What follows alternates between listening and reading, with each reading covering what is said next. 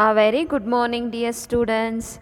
Welcome back to the computer science online classes. So, in today's class, I'm going to start with a new chapter, that is functions. Okay. So, let us know what is the introduction for this chapter. Okay. So, usually a program means what? A program means a fully loaded instructions to operate the computer. So, program means a bundle of lines of code that is going to operate on the computer. But usually all the programs will not be so small or so simple. Is it right? Some programs will be lengthier, and so some programs will be complex, and therefore it should be modularized. Modularized in the sense, a big problem is modularized, that is divided into small programs. Okay, so these sub programs or small programs are called as functions. Okay, so why these functions are required in the sense, so that they can be developed independently and they can be compiled and they can be tested.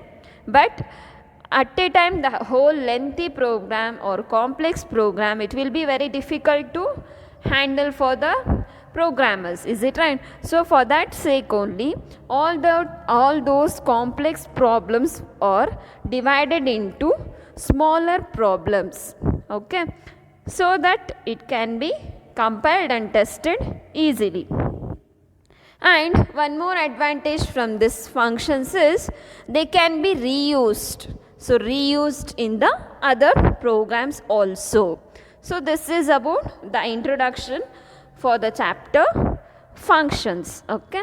So why we require a function in the sense, since the programmers cannot able to compile and test and recall all those programs, therefore they have to require the programs in a simple manner, and it should be very simple to understand, and it is able to run in other programs also, and it should be used for other programs also.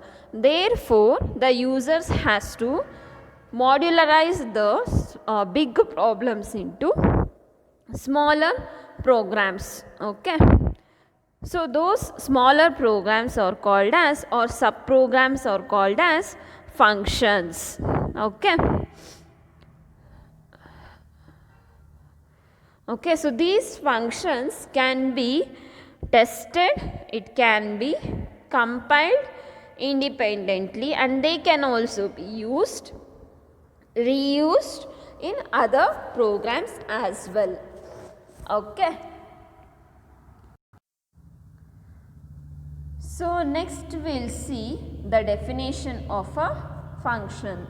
A function is a named group of statements developed to perform specific tasks and returns a value to the other function when it is called.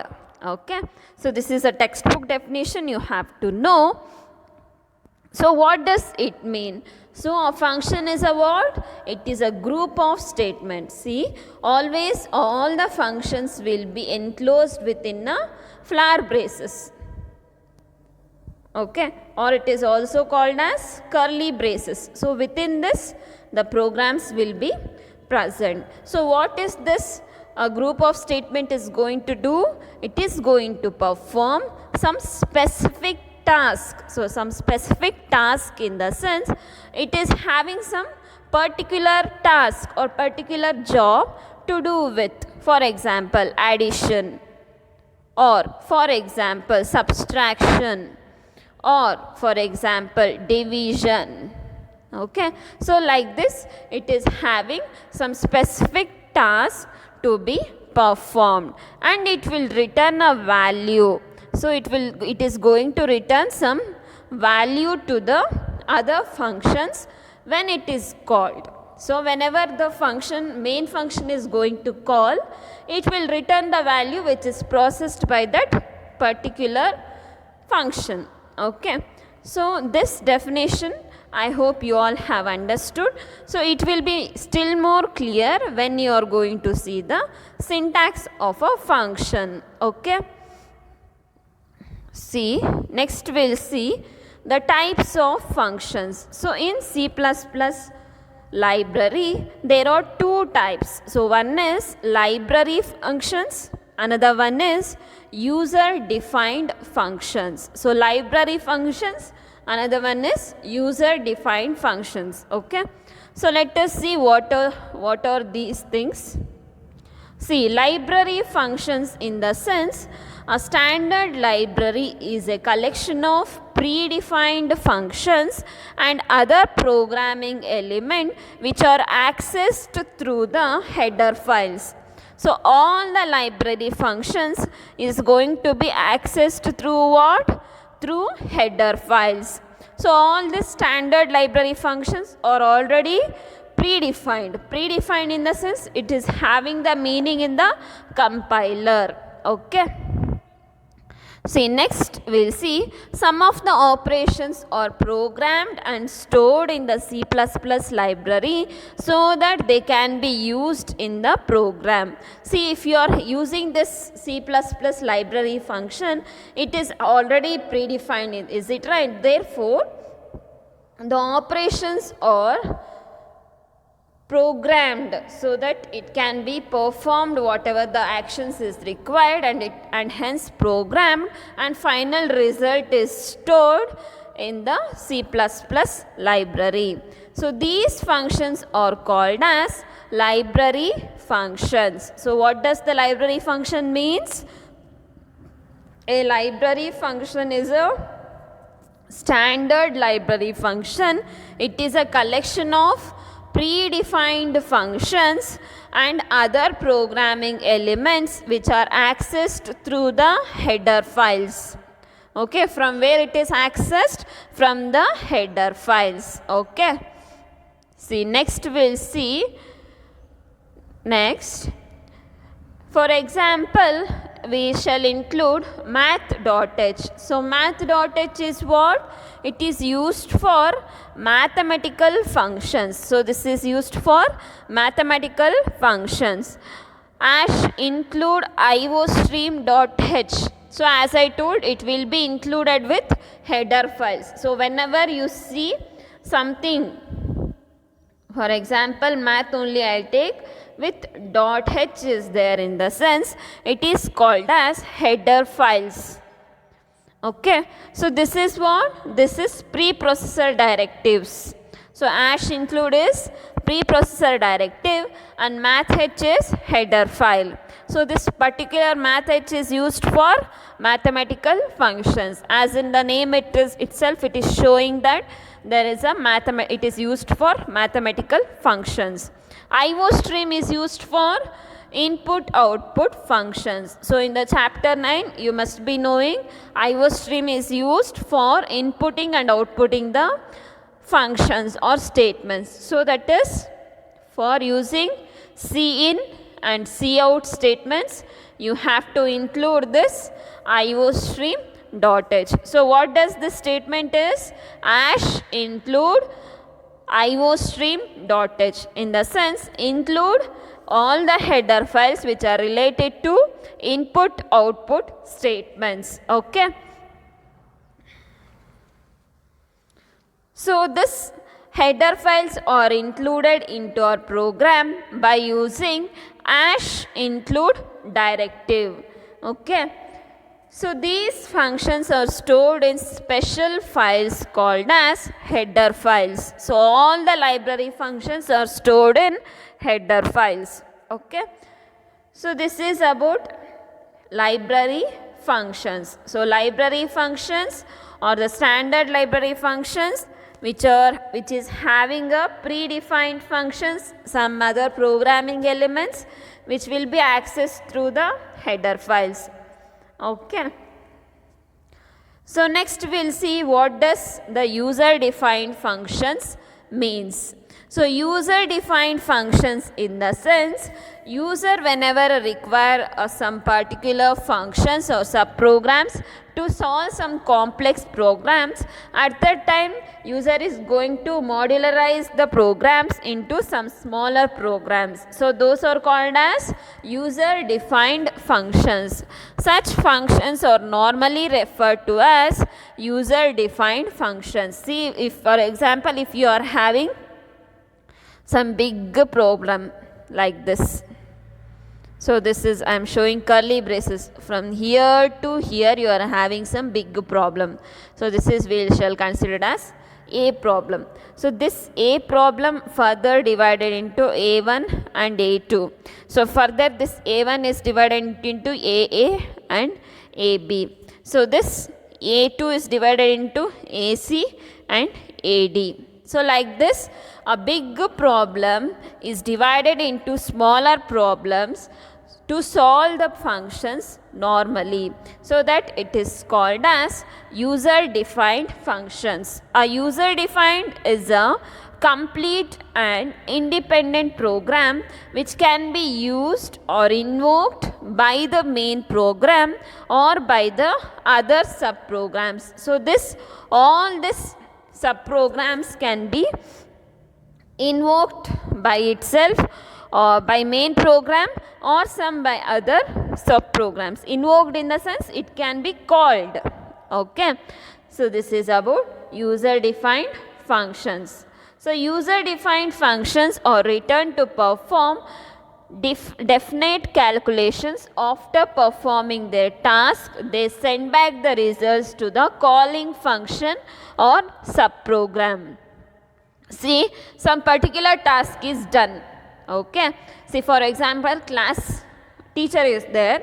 So class teacher will assign some work to be done by the CR, that is class representative, to be the work done, and the CR is considered as now subprogram. So the subprogram will be doing its task, and finally he is going to return whatever the task which is given by the class teacher.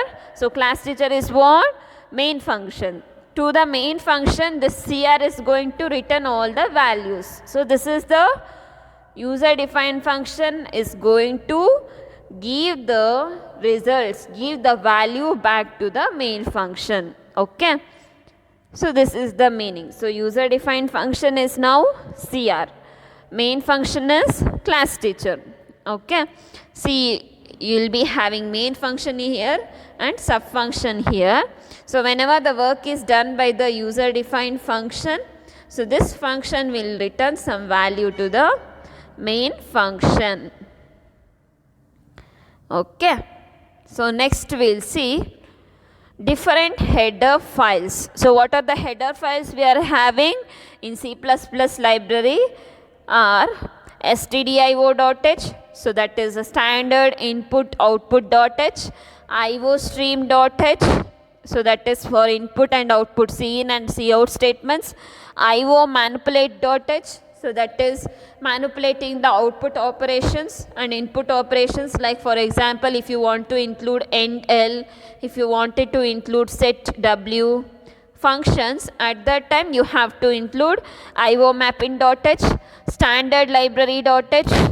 Okay, for including exit function we have to include this. Okay, math.h, for finding any square roots function, at that time you have to include math.h. And then for ctype.h, if you are checking for the character entered is uppercase or lowercase, at that time you have to include ctype.h. String.h is for including the string functions, that is for string upper or string lower. Okay. So this is the thing. Next we will see the standard header file, that is standard input output header file. Okay. Okay, dear students, next we will see the header files which we are going to use in functions. So one is standard library function. So this header file is used to include functions and macros to perform input output operations. So for example, if you wanted to include some functions like to enter the input values, you have to require this standard input output functions. We can include the header files like iostream.h. The header file standard input output.h is automatically included into our program.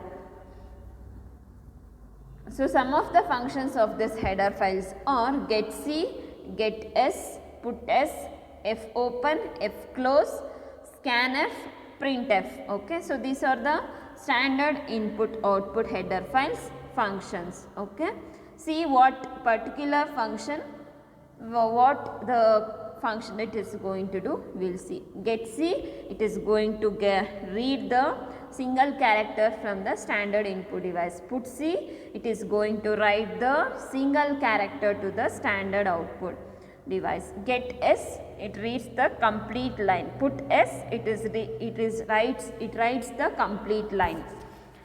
fopen, to create a new file, whenever we have to create a new file or to open existing file, we have to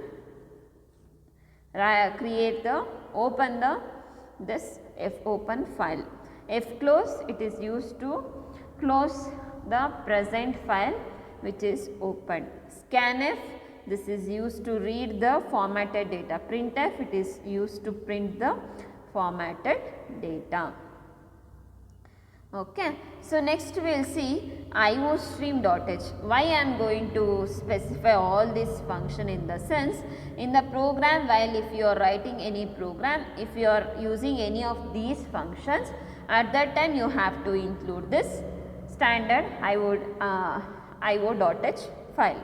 Okay, next we will see iostream.h. So this is also used for input and output routines. Some of the functions of these files are open, close, get, put, getLine, read, okay, write, clear, etc. So to include all these functions, we have to use, so to include all these functions, we have to use iostream.h. So open in the sense to create a new file, as well as to open the existing file, you have to use open function. Close in the sense to close all the input output operations of the file. So get, so it is going to read the single character from the stream. Put, so it is going to write the single character to a stream. Read, so reading a binary data from the disk file. Write, writing a binary data into the disk file. getLine, so it is going to read the complete line, whatever it is there. Clear, so it is going to clear the error straight which is already displayed on the previous output screen. Okay, so these are some of the functions you must be knowing. So whenever these functions come into picture, you have to write the iostream.h header file in your program. Okay, so next is iomanipulate.h.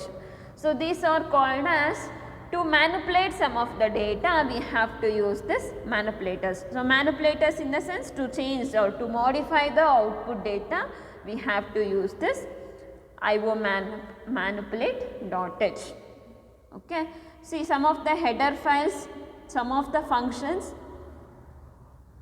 which comes under this header files are decimal, hexa, octa, endl, setw, set precision, set fill.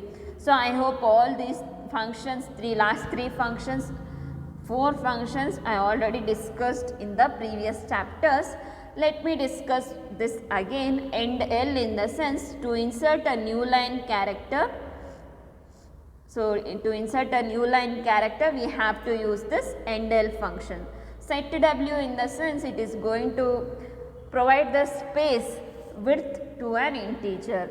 Set precision in the sense how many words or how many lengths of words it has to be given for the particular word is displayed. Set fill in the sense that particular empty spaces will be filled with the particular character. Okay. So next we will see decimal. So decimal in the sense it is going to tell the operation to use decimal representation. So, it is going to give some decimal representation whatever it is there. Okay. So, next hexa. So, just like for decimal, it is also going to give some hexadecimal number representation. Octa, it is going to use octal representation. Okay. So, next we will see standard library function. So, these header files, standard library functions, contains functions for conversions. If the particular value has to be converted from one quantity to another quantity, in the sense it is going to convert that functions. So, malloc, relloc, free, qsort. So, these functions are used for this function, this header files. Abs. So, it is going to return absolute value of an integer. ATOI converts a string argument into an integer. So, its work is already there. So, whatever this function is going to do, it is already displayed here. Okay. So, you have to go through all these functions. Malloc. So, malloc in the sense it is going to allocate the memory to the particular variable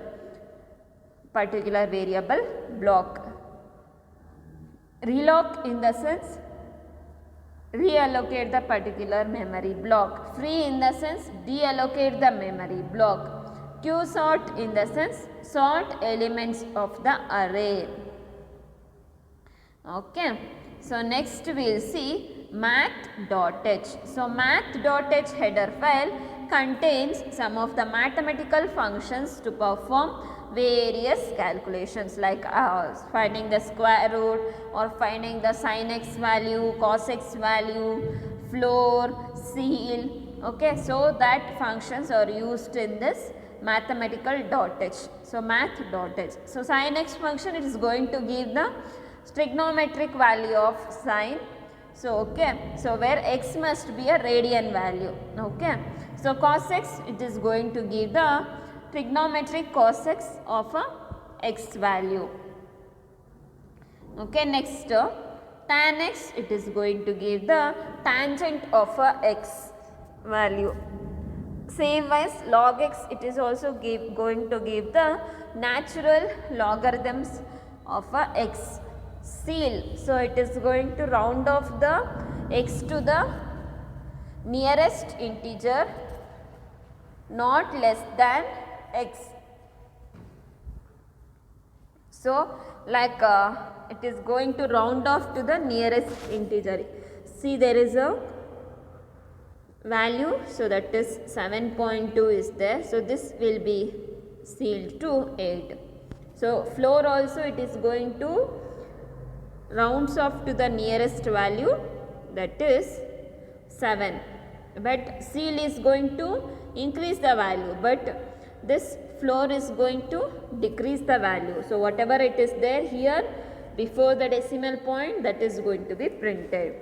Fabs, so fabs is going to return the absolute of the x, means if you are having negative values, it is going to give the positive value. See here, fabs of minus 9.34, it is going to require, it is going to give 9.34. Okay. See, next we will see the ctype.h header file. So, ctype.h header file, it is going to handle character handling functions. So, character handling functions will comes under this ctype.h. Is alpha, is digit, is space, to upper, to lower, everything. String.h. See, this string.h header files, it is going to handle the string handling functions. So, like finding the length of the string, that is for using string length. For copying of the string, we are going to use string copy, and for comparing of the string, we are going to use string compare. Okay. So, string upper, string lower, string reverse. So, string upper is used for converting the letters from lowercase to uppercase. String lower is used for converting the letters from uppercase to lowercase. Okay. String reverse is used for finding the reverse of the string. Okay. So I hope you all have understood this chapter's today's portions. Let us discuss some of the more functions which is present in strings function header file in the next classes. Thank you all.